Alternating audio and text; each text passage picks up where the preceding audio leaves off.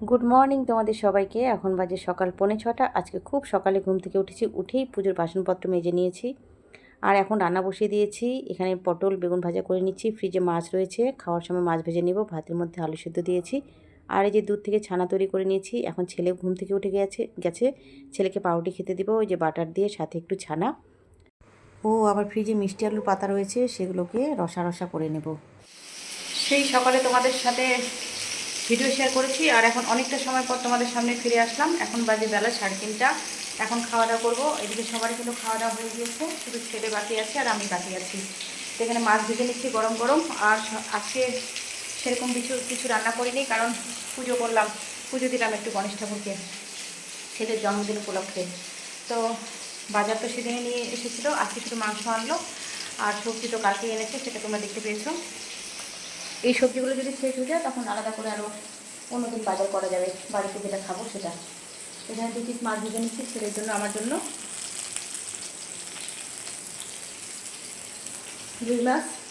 রুই মাছ। তো ওই যে ছেলেকে বই পড়াচ্ছে তোমাদের দাদাভাই, বাইরে বসে আছে, অবস্থা থাকে দেখা যাচ্ছে না, খালি গায়ে আছে, কারণ কি প্রচণ্ড গরম পড়েছে, সেই জন্য আলোকে দেখাচ্ছি না। তো চলো আগে খাওয়া দাওয়া করে নেই। আর এখানে দেখো পায়েস বানানোর জন্য 2 প্যাকেট আমল দুধ নিয়ে এসেছে, এটা দিয়ে পায়েস হবে। তো চলো আমি খাওয়া দাওয়া করে নেই। আজকে তো মিষ্টি আলুর পাতা, আলু সেদ্ধ, বেগুন ভাজা আর পটল ভাজা করেছি, আর এটা মাছ ভাজা, তাই দিয়ে খেয়ে নেবো। অনেকক্ষণ পর তোমাদের সামনে ফিরে আসলাম। এই যে আমার ছেলে রেডি হয়ে গেছে, বাবা একটু সামনে আসুন। এই যে আমার ছেলে নতুন ড্রেস পরেছে, দুপুরে একটা নতুন ড্রেস পরেছিল, এটার বাবা দিয়েছে আর একটা আমি দিয়েছি। তো এখন রান্নাবাড়ি চলছে, রান্নাঘরের মধ্যে। আর আমি যে শাড়িটা পরে নিলাম, আর ঘর কিন্তু একদম টনটনা করে গুছিয়ে রেখেছি। এদিকে দেখো চারদিকে ঘর গোছানো আছে। আর এই যে দুধ ফেটে ফেটে যাচ্ছে, ফ্রিজে তো জিনিস দিয়ে ভর্তি আছে, সেই জন্য দুধটাকে এখানে নিয়ে রেখেছি। এই যে একটা বড় মিস্তি, ও চলে গেল দৌড় দিয়ে। এই যে ফুচকাগুলো এসেছে। চলো রান্নাঘরে যাচ্ছি, এখন 8:30 বাজে, কেক কাটতে হবে।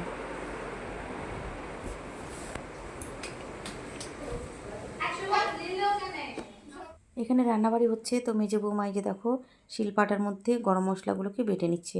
আর এই মাসে গরম মশলা গুঁড়ো, যেটা গুঁড়ো পাওয়া যায় সেটা আনা হয়নি, গোটাটা আনা হয়েছে। তো বেশি কিছু কিন্তু আয়োজন করিনি।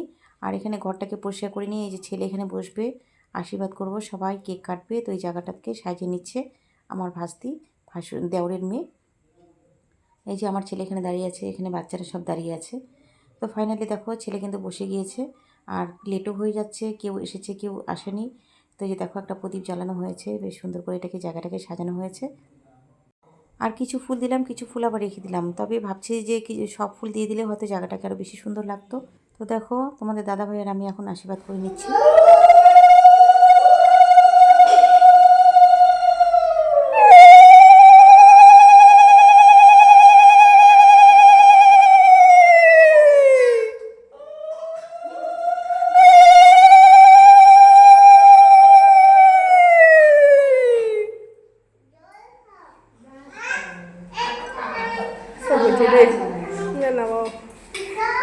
ভিডিও করে দেবো।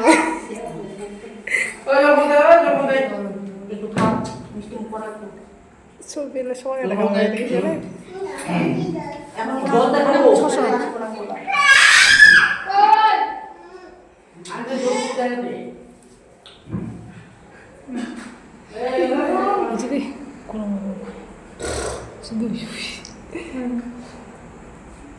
ও থামা দে, থামাটা না দি না, ঠিক আছে ভিডিও তো করতেছি।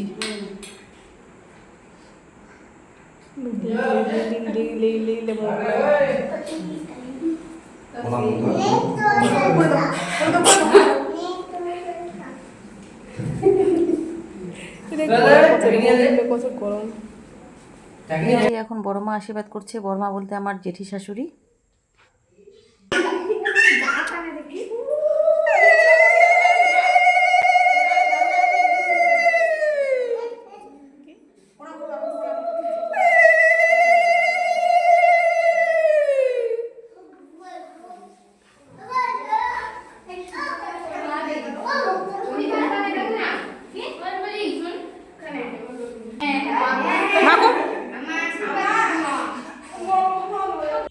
এই যে এটা আমার দেওরের ছেলে গিফট দিল, আর এই যে ওরা ভাই ভাই একটু ইয়ার্কি করছে দুজনে মিলে।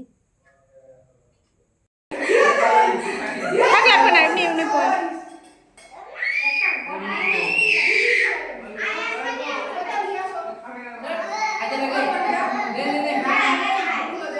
অল্প দে অল্প দে, আর খেতে পারবে না।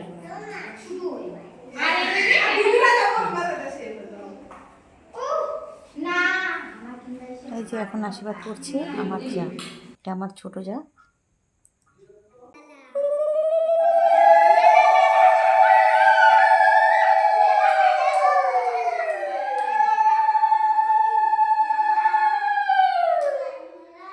পাঁচ প্রণাম করো।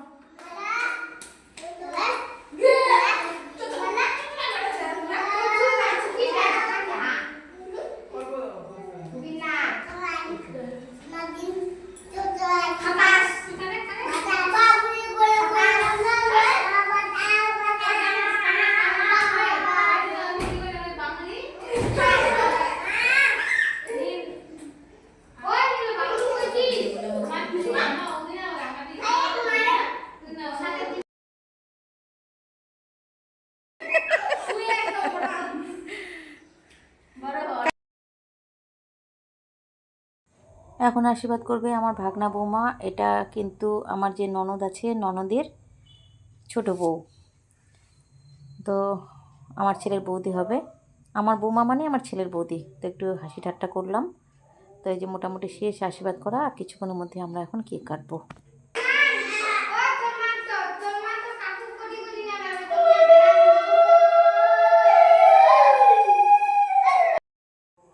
তো কেকটাকে আশীর্বাদ করার পরে ফটাফট করে কেটে নিলাম। আর কেক টানার সময় একটু পড়ে গিয়েছিল, কারণ তোমাদের দাদাভাই কিন্তু একাই কেকটা নিয়ে এসেছে, কেউ সাথে যায়নি।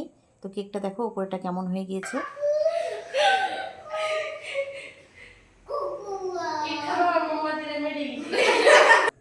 আর এখানে মাংস রান্না হচ্ছে। এটা মাংসটা কিন্তু পুরোটাই বৌমাই করলো। আমি করেছি পায়েস, মুগ ডাল, আর বেশি কিছু আয়োজন করা হয়নি, আর অল্প করে মাছ করা হয়েছে। আর এখানে মাংসের চর্বিগুলো রয়েছে। আর এখানে দেখো নতুন বৌমা, এটাও কিন্তু আমার ভাস্তা বৌমা হবে। এই যে বিয়ে যে হলো কিছুদিন আগে, তোমাদের সাথে কিছুটা ভিডিওতে শেয়ার করেছি। তো আজকে জন্মদিনের মেনুতে ছিল সাদা ভাত, মুগের ডাল, খাসির মাংস, আর অল্প করে যারা যারা মাংস খায় না তাদের জন্য মাছ করা হয়েছে, মিশালি সবজি, পায়েস, আর অল্প করে মিষ্টি ছিল, সাথে ছিল পাঁপড়। চাটনি করার কথা ছিল, তো চাটনি আর করলাম না। টমেটো আনা হয়েছিল কিন্তু চাটনিটাকে করা হয়নি। তো সবারই মোটামুটি খাওয়া দাওয়া হয়ে গিয়েছে, এখন আমরা খেতে বসেছি। আর এই যে তোমাদের দাদাভাই, আমার দেওর, আমরা কিন্তু সবাই আমার শ্বশুরবাড়ির লোকরাই মিলে শুধু জন্মদিনটাকে পালন করলাম। তো এই যে দেখো এখন বাজে রাত্রি 11:30, আর রান্নাগুলো বেশ সুন্দর হয়েছে। রান্নাগুলো কিন্তু আমরা নিজেরাই করেছি। অনেক রাত্রি হয়ে গিয়েছে, খাওয়া দাওয়া তো করে নিয়েছি, সবাই বাড়ি চলে গিয়েছে। আর এই যে এগুলোকে এখন গোছাগুছি করতে হবে। ভাত সবজি সবই কিন্তু বেঁচে গিয়েছে, মাংস, অল্প করে কেক ছিল, আর পায়েস কিন্তু অনেকটাই বেঁচে গিয়েছে। অনুষ্ঠানের পরে এগুলো কাজ করতে কিন্তু অনেক ঝামেলা লাগে। 11:15 বাজতে চললো, তো সবাই চলে গিয়েছে। আর এই যে এখন আমি এগুলোকে গোছাগুছি করবো, আর তোমাদের দাদাভাই কিন্তু পরিষ্কার করলো। এই যে রুমটাকে এখন মুছবে, আর আমি রান্নাঘরটাকে পরিষ্কার করবো। আর একটু পান খেলাম, এই 5-7 মিনিটের মতো বসলাম। আর প্রচণ্ড গরম লেগেছে, আর আমি এখন চেঞ্জ করে নিলাম শাড়িটাকে। তো চলো যতটা পারা যায় করে রাখা যায় কাজ। রাত্রি 12:15 বাজে, আর এই যে অনেক কাজকর্ম গুছিয়ে নিলাম। রান্নাঘরের সেলফটা দেখাও একটু ওই সাইডে, অনেক কিছু বেঁচেছিল, তো ওগুলোকে ফ্রিজের মধ্যে ঢুকিয়ে রাখলাম। মাংস, ডাল, সবজি, ভাত, অনেক কিছু আছে। তো কালকে রান্না করবো না, এগুলোই খেয়ে নেবো। আর এখানে দেখো বেসিন ভর্তি বাসন মেজে নিলাম। আর এখন কিন্তু অনেকটা রাত্রি হয়ে গিয়েছে, তো সবাই শুয়ে পড়েছে। আমি শুধু জাগনা আছি, আর ছেলে আর তোমাদের দাদাভাই বাইরেটা ঠিকঠাক করছে। এঁটো পাতাগুলো ফেলে দিয়ে আসলো, ঘরটাকে মুছলো। আর নিচে দেখো আবার বাসনপত্র কিন্তু রয়ে গেছে।